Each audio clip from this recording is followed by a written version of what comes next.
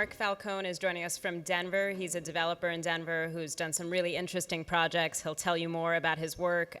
He's also sort of deeply ingrained in the cultural community in Denver and has found ways to kind of merge his affordable housing practice with his support of arts and culture. So we're super excited that he can join us. And we'll get him maybe a little bigger on this screen and have him start.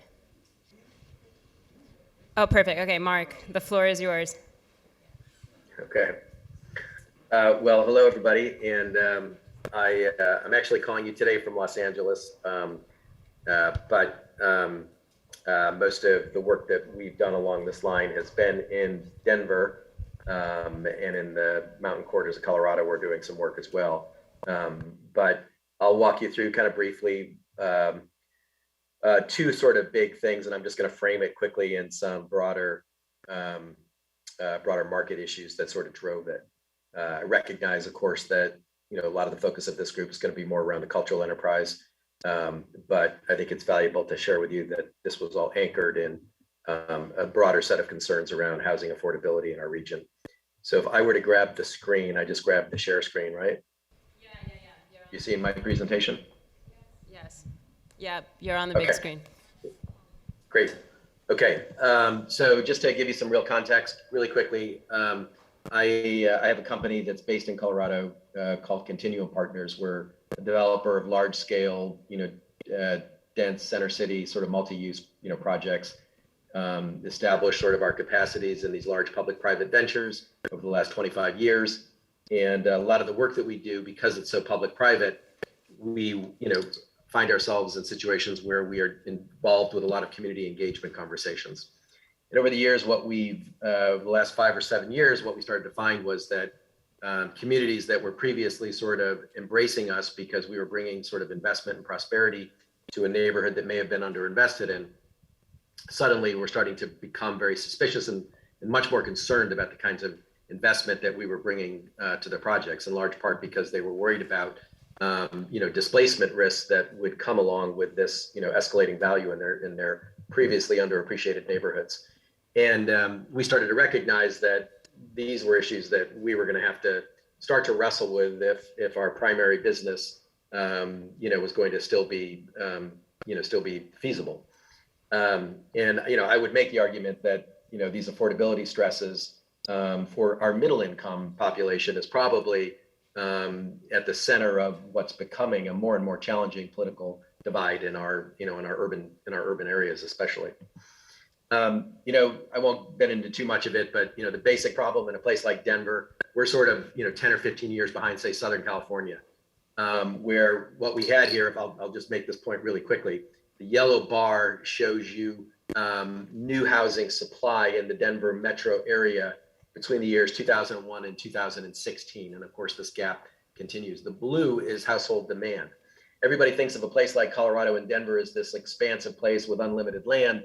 The reality is that you eventually run into challenges where you've built out all of the low-hanging fruit, and you start, in order to add supply capacity, you actually have to start building denser buildings. And so what happens is you get into this structural undersupply. It happened in Southern California about in the mid to late 90s. You get the structural undersupply, and then housing prices start to escalate at a very, very rapid clip.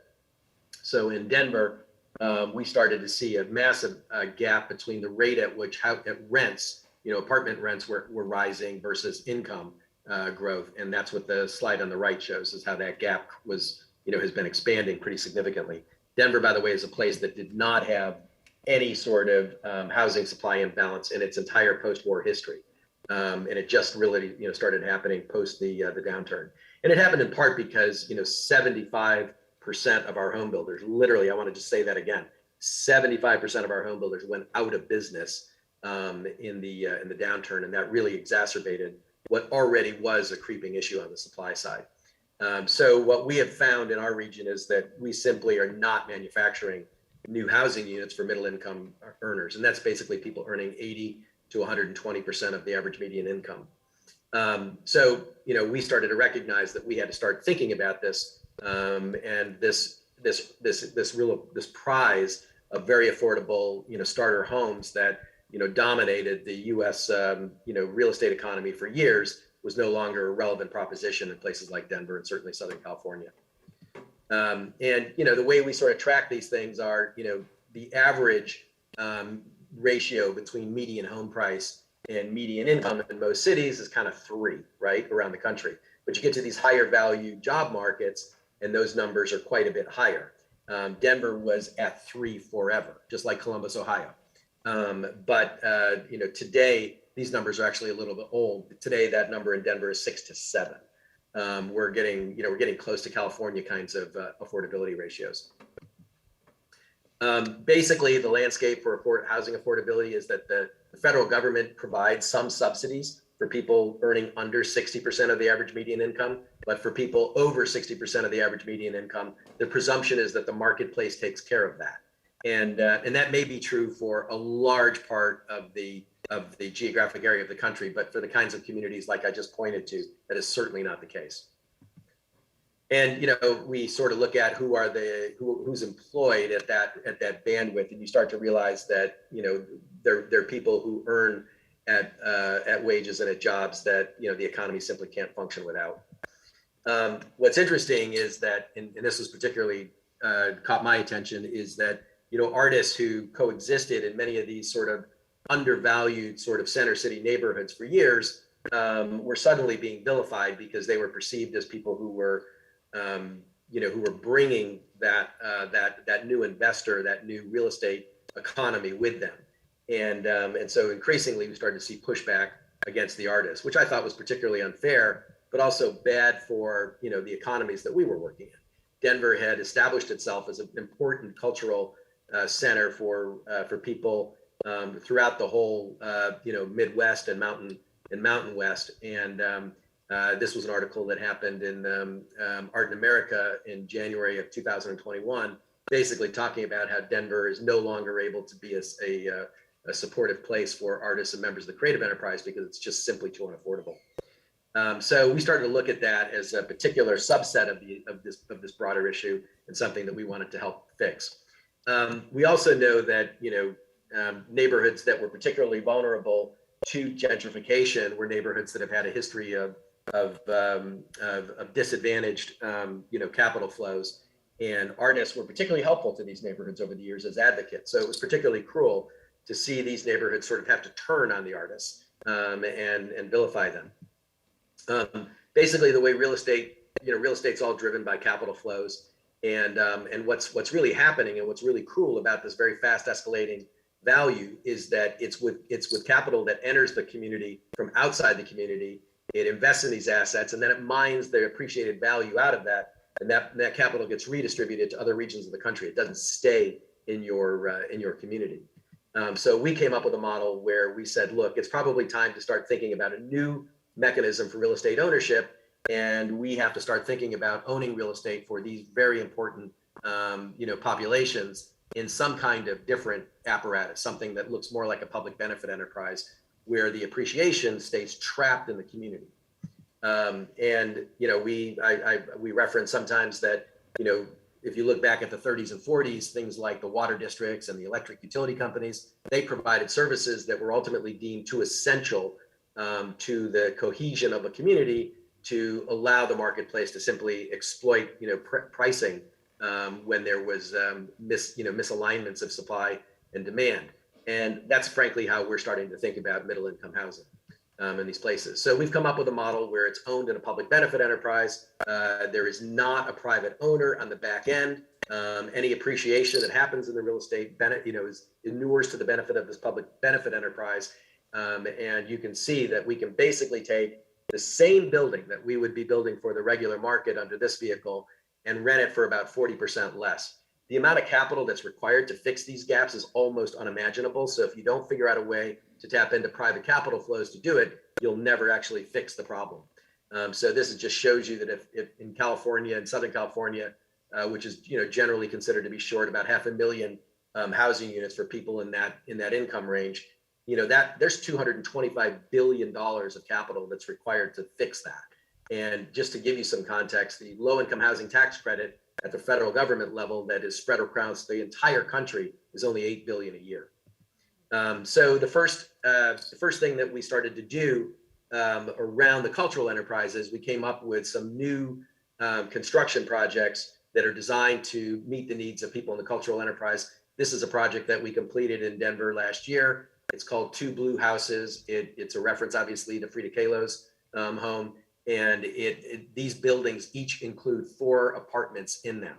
And they are owned in a public benefit enterprise that we established called the Denver Cultural Property Trust. It's a 501c3, and it's property tax exempt, and it borrows money on a tax exempt basis. And so again, that's how we get a significantly lower rental price. These buildings are located in what is a very fast gentrifying, historically African American neighborhood in Denver, and we are now renting these to income qualifying artists that that live in the community. We also have added to that entity another building that was a historic 1920s movie theater that had 18 apartments in it. And we are adding in the theater space has been rented to the Museum of Contemporary Art in Denver. There's some additional enterprise space. And again, with this vehicle, we can also do rent stable, under market rent stable arrangements for enterprise space as well, commercial space. This building has 18 apartments in it, and we're adding 25 artist studios to the building as well. And again, this will be owned and held in trust for the benefit of the cultural enterprise of the city for what we hope will be generations. And we hope over time that we'll be adding significantly to these to this portfolio. We are very fortunate. We just recently passed a bill to create and establish a new housing authority in the state of Colorado called Colorado Middle Income Housing Authority. And that is an apparatus that will be able to own housing across the state for middle income populations and tap into the tax exempt private the tax exempt municipal market, which is $450 billion a year of issuance. So we think this will become a major supply valve for housing. It certainly can, some of it can be designated through a 501c3 like we just did for cultural enterprise, but most of the assets that are built in this vehicle will be built for the general population.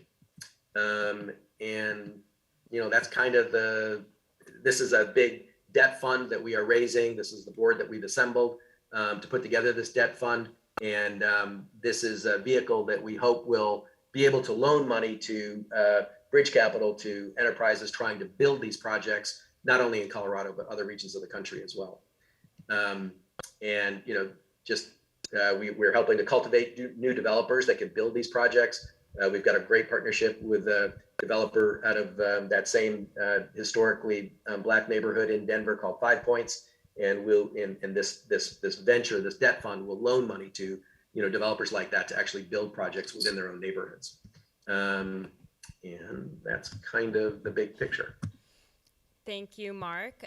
We would love for this to be interactive, maybe for the last couple of minutes that we have. So if you have a question, wave, and I will bring a microphone around to you, and Mark will be able to hear you. I'll come to the front of the room so you can see me, if anyone.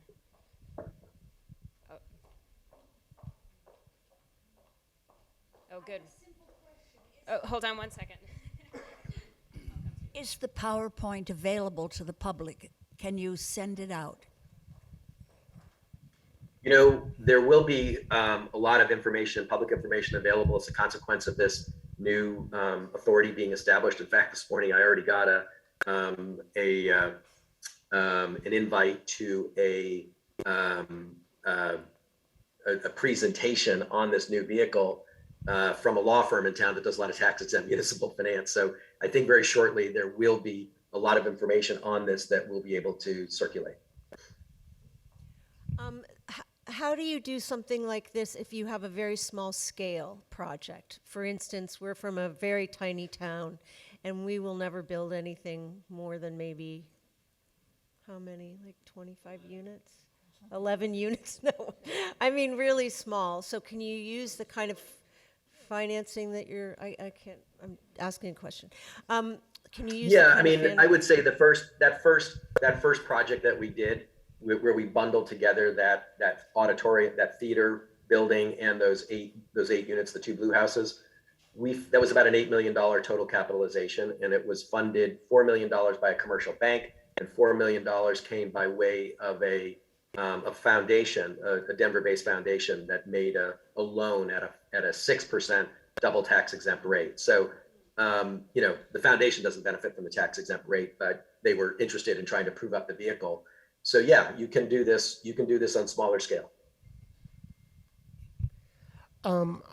Listening to this project, I had real concerns about how the community is being treated, including these artist residences. Are there preferences for people in the community of color who have valid concerns about being pushed out of their own community? And I also had a concern about one of the quotes. If it's from Levitt, as in Levitt Homes, that's not a good quote to use when you're building a community of color, since he put racial covenants on his deeds. Yeah, I would say that the biggest support that we got for the middle income housing legislation from the authority came from that African American neighborhood. In fact, I think the testimony, the in-person testimony, included the NAACP. It included many community-based organizations who felt as though their community and their neighborhood in particular had become bifurcated, and is only, over the years that neighborhood absorbed by far a larger share of subsidized housing and Section 8 housing than almost any other neighborhood in the city by far. But at the time they had a tremendous supply of good middle income housing. And now that neighborhood is most of the middle income residents have been pushed out, and they still obviously have the affordable housing, but now that neighborhood is primarily defined by very high end housing and just very affordable housing. So that neighborhood in particular was a massive advocate for this middle income housing vehicle, because they see it as a way to restore some of the middle income supply in their neighborhood that's been lost. So in fact, I think we have partnerships with about 6 churches in the neighborhood where they are making land available for these projects within their neighborhood.